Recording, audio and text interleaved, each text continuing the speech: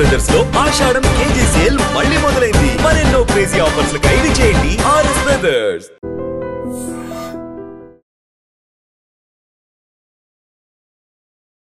నమస్తే, welcome to iDream talking point with Kavitha. June 12న గుజరాత్ అహ్మదాబాద్లో ఎయిర్ ఇండియా క్రాష్ ఘటన తర్వాత ఇప్పటికీ కూడా ఆ చెడు జ్ఞాపకాలు కుటుంబీకుల్ని వెన్నాడుతూనే ఉన్నాయి. 272 మంది మరణం తర్వాత ఇప్పటికీ కూడా వాళ్ళ డెడ్ బాడీస్కి సంబంధించినటువంటి సందిగ్ధత ఇంకా కొనసాగుతూనే ఉంది.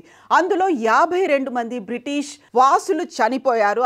దాంట్లో DNA పరీక్షల తర్వాత 12 శవ పేటికల్లో ఆ డెడ్ బాడీస్ని కుటుంబ సభ్యులకు అందించినప్పటికీ ఇప్పటికీ 2 కుటుంబాల దగ్గర నుంచి అనుమానాలు అనేవి వ్యక్తమవుతున్నాయి. అందులోనూ పర్టికులర్గా DNA టెస్ట్ల కోసం కేవలం దంతాల నుంచి DNA పరీక్షలు చేయాల్సినటువంటి పరిస్థితి ఏర్పడింది. అలాంటి హృదయ విదారక సంఘటనకి సంబంధించి బ్రిటన్ నుంచి కూడా ఇక్కడికి ఫ్యామిలీ మెంబర్స్ వచ్చారు. తమ రక్త నమూనాలు కావచ్చు, DNA శాంపిల్స్ ఇచ్చినప్పటికీ కూడా మిగతా వారందరికీ 52 మంది చనిపోతే 40 మందికి ఇక్కడే అంత్యక్రియలు జరిగాయి. ఇక 12 మందికి సంబంధించి శవపేటికల్లో ఆ మిగిలిపోయినటువంటి అవశేషాల్ని పంపించారు. 1500 డిగ్రీల సెల్సియస్లో అగ్ని ప్రమాదం అనేది జరిగింది కాబట్టి అక్కడ మాంసం ముద్దలుగా కూడా కాదు, కనీసం బూడిద కూడా మిగలనటువంటి కండిషన్లో సేకరించినటువంటి అవశేషాలన్నింటినీ కలిపి ఒక కంటైనర్లో శివపేటికలో పెట్టి అక్కడికి పంపించిన తర్వాత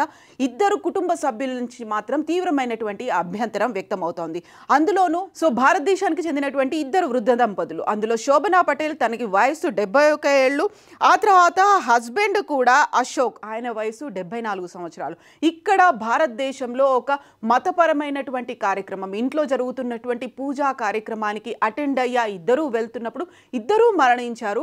అందులో మదర్కి సంబంధించినటువంటి అవశేషాలు, శవపేటికలో డిఫరెంట్ వ్యక్తుల శరీర భాగాలు ఉన్నాయి అనేటువంటి మాటని అక్కడ ఉన్నటువంటి DNA పరీక్ష చేసిన తర్వాత మెడికల్ ఎక్స్పర్ట్స్ నిరూపించారు. అమ్మ చనిపోయింది, దానికి సంబంధించినటువంటి అవశేషాలు వస్తాయి, నిజంగా మిస్టేక్ అయితే జరిగి ఉండొచ్చు, కాకపోతే మాకున్నటువంటి కొన్ని మతపరమైనటువంటి విశ్వాసాలు ఉంటాయి. అమ్మకు సంబంధించి ఒక ఫేర్వెల్ చేయాలి, అందులో గ్రాండ్గా చేయాలి అనుకున్నప్పుడు ఎవరెవరి శరీర భాగాలు అందులో వచ్చాయి. నిజంగా మిగతా వ్యక్తులకి సంబంధించి అక్కడ ఉన్నటువంటి అంత్యక్రియలు కావచ్చు, లేకపోతే ఒక ఫేర్వెల్ అనేది చేయాలి అనుకున్నప్పుడు డిఫరెంట్ వ్యక్తులకు సంబంధించినటువంటి శరీర భాగాలన్నీ మా అమ్మ రూపంలో, మా అమ్మ పేరుతో ఇక్కడికి వచ్చినప్పుడు వాటన్నిటికీ కలిపి మేము ఎలా చేస్తాం? నిజంగా అమ్మ అయితే మాకు లేదు, మిగిలిపోయినటువంటి డెడ్ బాడీకైనా మేము అంత్యక్రియలు చేయాలి అనుకున్నప్పుడు విభిన్నమైనటువంటి వ్యక్తులకు చెందినటువంటి వివిధ శరీర భాగాలన్నింటినీ ఒకే చోట పోగేసి మాకు పంపిస్తే మేము దానికి ఎలా అంత్యక్రియలు చేస్తాము అనేటువంటి వాదన శోభనా పటేల్ కొడుకు ఇప్పుడు బ్రిటన్లో ఉన్నారు, ఆయన చేస్తున్నటువంటి వాదన. దీనికి తోడు ఇంకొక కపుల్ బ్రిటిష్కి చెందినటువంటి ఆ వాస్తవ్యులే ఇక్కడికి వచ్చారు, బ్రిటిష్ నేషనలిస్ట్ వాళ్ళు ఇక్కడికి వచ్చిన తర్వాత వైఫ్ అండ్ హస్బెండ్ 2 వాళ్ళ వెడ్డింగ్ యానివర్సరీని సెలబ్రేట్ చేసుకోవడానికి ఇక్కడికి వచ్చారు, 2 మరణించారు. ఆ 2కి సంబంధించినటువంటి శివపేటికలో కూడా ఇలాంటి సంఘటనే జరిగింది. వాళ్ళు కూడా 2 చనిపోయారు, వాళ్ళిద్దరూ ఇక్కడికి వాళ్ళ వెడ్డింగ్ యానివర్సరీని సెలబ్రేట్ చేసుకోవడానికి వచ్చారు కాబట్టి ఆ 2 అవశేషాలని కలిపి ఒకే చోట మేము ఖననం చేయాలనుకున్నాము. కలిసి బతికారు, కలిసి చనిపోయారు కాబట్టి వాళ్ళ శరీర భాగాలనేవి కూడా విడివిడిగా వచ్చాయి, వాటన్నిటినీ కలిపి మేము ఒకే చోట బరీ చేయాలనుకున్నాము, అది కూడా మాకు అందకుండా పోతోంది అనేటువంటి ఆవేదన వాళ్ళు వ్యక్తం చేస్తున్నారు. ఇక అక్కడ ఉన్నటువంటి కీ స్టోన్ లా ఫామ్ దీనికి సంబంధించి భారతదేశంతో వీళ్ళు చెప్తున్నటువంటి మాట, అహ్మదాబాద్ సివిల్ హాస్పిటల్ అయితే అక్కడ ఉన్నటువంటి DNA శాంపిల్స్ని సేకరించింది. దీంతో పాటుగా అహ్మదాబాద్లో ఉన్నటువంటి ఎక్కడైతే ఏ మెడికల్ కాలేజ్ భవనం మీద అయితే కుప్పకూలిందో ఆ మెడికల్ హాస్పిటల్కి సంబంధించి బ్లడ్ శాంపిల్స్ ఇవన్నీ తీసుకున్నారు. అక్కడేదో మిస్టేక్ జరిగి ఉంటుంది, ఎందుకంటే ఇక్కడ నుంచి మాకు వచ్చింది రాదు. ఎప్పుడైతే యాక్సిడెంట్ జరిగిందో అక్కడ మనుషులు ఎవరు బతికి లేరు, ప్రయాణికులు అందరూ చనిపోయారు ఎక్సెప్ట్ బిశ్వాస్ కుమార్ అనేటువంటి వ్యక్తి. అప్పటి నుంచి కూడా మేము ఇప్పటిదాకా కంటిన్యూస్గా 15 డేస్ నుంచి ట్రాక్ చేస్తూనే ఉన్నాము, అక్కడే మిస్టేక్ జరిగింది. నిజంగా మా దగ్గరికి విభిన్నమైనటువంటి వ్యక్తుల నుంచి వివిధ శరీర భాగాలు వచ్చాయంటే మిగతా వారికి క్రిమేషన్ జరిగినప్పుడు కూడా అదే పరిస్థితి వచ్చి ఉంటుంది కదా, వాళ్ళు కూడా తమ కుటుంబ సభ్యుల శరీరాలు శవాలే మాకు వచ్చాయి అనుకున్నప్పుడు అలాంటి సంఘటన ఇంకెవరికో వాళ్ళ సంప్రదాయ ప్రకారం చేయాల్సి వచ్చింది. నిజంగా ఇదొక రిలీజియస్ సెంటిమెంటే కాదు, ఎమోషనల్ సెంటిమెంట్. అందులో ఫ్యామిలీ పరంగా తమ కుటుంబ సభ్యులను కోల్పోయారు, సో తల్లిదండ్రులను కోల్పోయారు, పిల్లల్ని కోల్పోయారు. అలాంటి బాధితులు, అలాంటి సంఘటనలు ఉన్న సమయంలో ఒక పారదర్శకత అనేది లోపించింది అనేది, అక్కడ ఖచ్చితత్వం ఉండాల్సినటువంటి అవసరం ఉంది. మేమైతే అన్ని కావాల్సినటువంటి ప్రోటోకాల్స్ పాటించాము అని ఇక్కడ ఉన్నటువంటి అధికారులు చెప్తున్నప్పటికీ ఎయిర్ ఇండియా అయితే చెప్తోంది అది మా బాధ్యత కాదు, అహ్మదాబాద్లో ఉన్నటువంటి సివిల్ హాస్పిటల్ చేసింది, తప్పేదైనా జరిగి ఉంటే అక్కడ జరిగి ఉంటుందేమో, బట్ మేము అన్ని ప్రోటోకాల్స్ పాటించాం, వాళ్ళ దగ్గర నుంచి కొన్ని కన్సర్న్స్ వస్తున్నాయి కాబట్టి వాటిని అడ్రస్ చేయాల్సినటువంటి బాధ్యత కూడా ఉంది కదా అనేటువంటి మాట వినిపిస్తోంది.